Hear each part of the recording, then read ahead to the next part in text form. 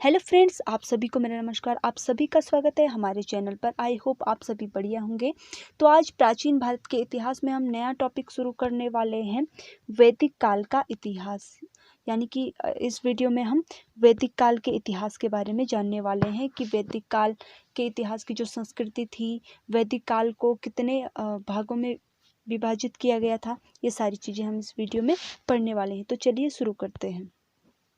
वैदिक संस्कृति का काल सिंधु सभ्यता के पश्चात स्वीकार किया गया है। यानी कि जो वैदिक संस्कृति का जो समय है उसे सिंधु सभ्यता के बाद स्वीकार किया गया, उसके बाद माना गया है। राजनीतिक, आर्थिक, सामाजिक, धार्मिक प्रवृत्तियों में हुए मौलिक विकास क्रम एवं परिवर्तनों को ध्यान में रखते हुए अध्ययन की सुविधा हेतु वैदिक काल को 2 भागों में विभाजित किया गया है। यानी कि जो कुछ परिवर्तनों को, कुछ इनके विकास क्रम को, किस तरीके से इनका विकास क्रम था, और अध्ययन की सुविधा के अनुसार इनको जो वैदिक काल का जो इतिहास है उसको 2 भागों में डिवाइड किया गया है, 2 भागों में बांटा गया है। पहला है ऋग्वैदिक, या इसे पूर्व वैदिक काल भी कहा जाता है। पहला है ऋग्वैदिक, या इसे पूर्व वैदिक काल भी कहा जाता है। दूसरा है उत्तर वैदिक काल।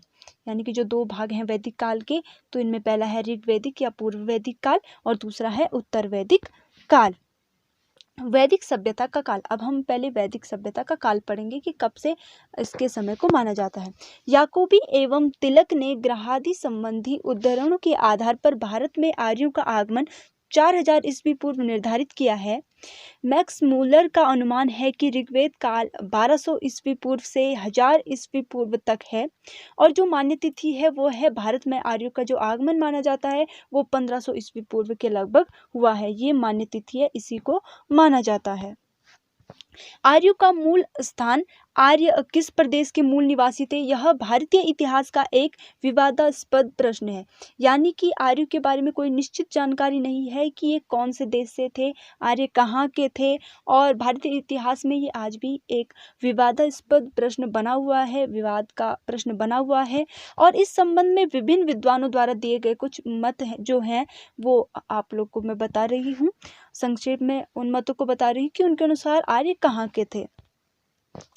यूरोप 5 जातीय विशेषताओं के आधार पर पेन का हर्ट आदि विद्वानों ने जर्मनी को आर्यों का आदि देश स्वीकार किया है।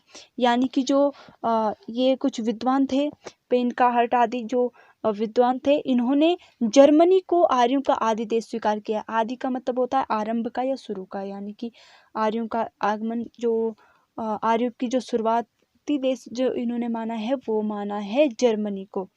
गाइल्स के अनुसार जो है उन्होंने आर्यों का आदि देश हंगरी अथवा डेन्यूब घाटी को माना है।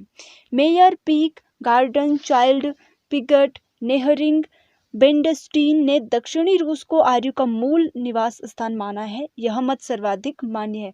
यानी कि जो Meyer, Peake, Gordon, Childe, Piggott, Nehring, Brandenstein जो हैं, इनके द्वारा बताया गया कि आर्य दक्षिणी रूस के थे, और ये सर्वाधिक मान्य है। मतलब इसी को सर्वाधिक मान्य है। ज़्यादातर लोग इस पे यकीन करते हैं कि हाँ, शायद आर्य यहीं के थे।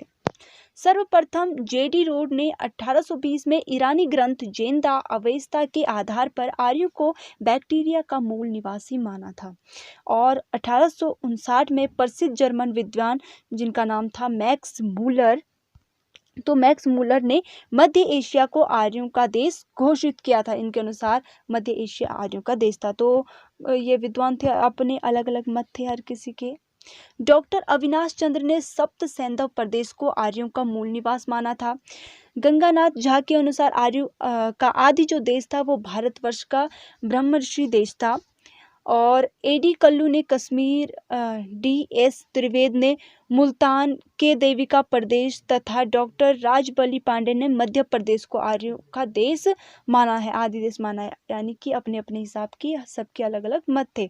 दयानंद सरस्वती ने तिब्बत को आर्यों का मूल निवास स्थान माना है, जबकि बाल गंगाधर तिलक के अनुसार आर्यों का जो आदि देश था वो उत्तरी ध्रुव था। तो हर किसी के अपने अपने मत थे, तो अपने अपने मतों के अनुसार हर किसी ने बताया।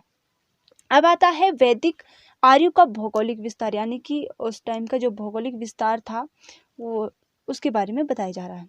आर्य सर्वप्रथम सप्त सैंधव प्रदेश में आकर बसे थे, यानी कि जो आर्य सबसे पहले बसे थे वो बसे थे सप्त सैंधव प्रदेश में।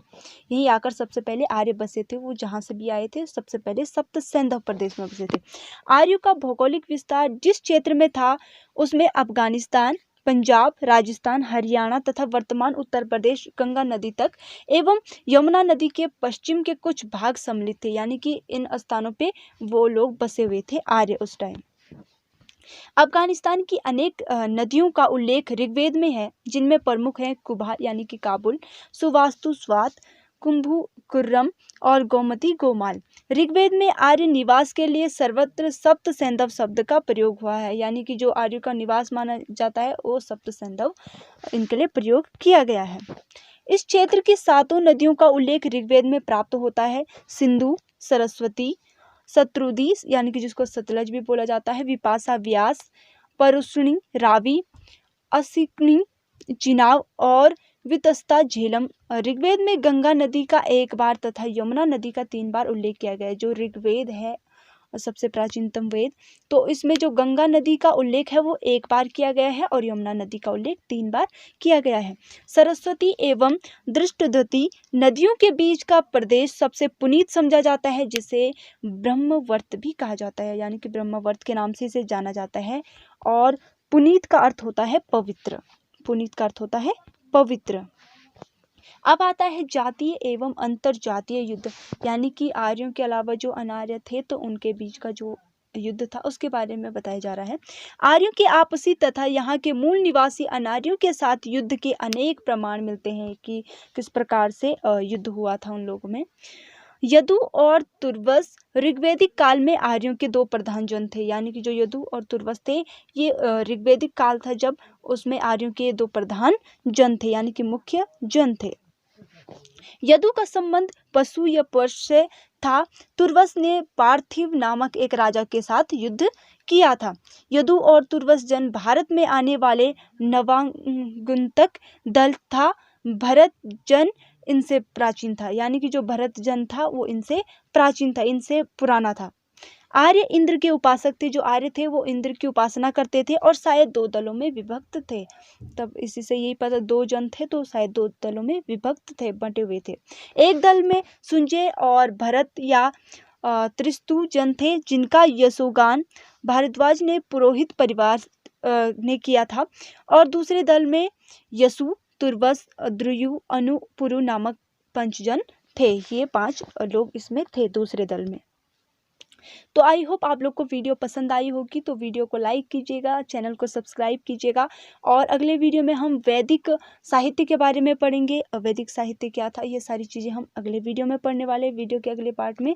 Thank you so much.